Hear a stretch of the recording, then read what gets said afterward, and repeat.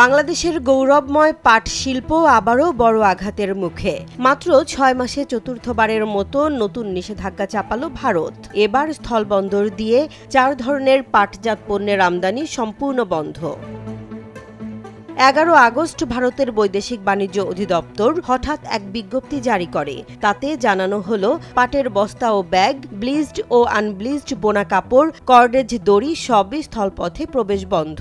শুধু মুম্বাইয়ের নভোসেবা সমুদ্র বন্দর দিয়ে আমদানির সুযোগ থাকলেও তাতে সময় ও খরচ দুই বাড়বে কয়েক গুণ। এখন থেকে স্থলপথে কলকাতায় সরাসরি পণ্য পৌঁছানোর সহজ পথ বন্ধ হয়ে গেল। আগে যেখানে দিনে পৌঁছাতো, এখন সেখানে লাগবে দ্বিগুণ সময় আর ব্যয় হবে ৪ গুণ। এর আগে গত ১৭ মে, ৯ এপ্রিল এবং ২৭ জুন ৩ দফায় নানা পণ্য আমদানিতে বিধিনিষেধ দিয়ে রেখেছে ভারত। ফলে বাংলাদেশের পাট পণ্যের বাজার ক্রমশ সংকুচিত হচ্ছে।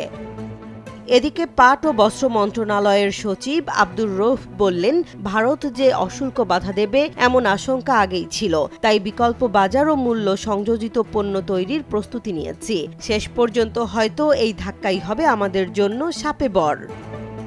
আর বহুমুখী পাটপণ্য উৎপাদন ও রপ্তানিকারক সংগঠনের সভাপতি রাশেদুল করিম মুন্নার মতে, নিষেধাজ্ঞার ফলে ভারতকে ধরে রাখা আর বাণিজ্যিকভাবে সম্ভব হবে না, বরং ইউরোপ ও আমেরিকার দিকে নজর দিতে হবে। পণ্যে বৈচিত্র্য ও মান উন্নয়নই হবে ভবিষ্যতের পথ।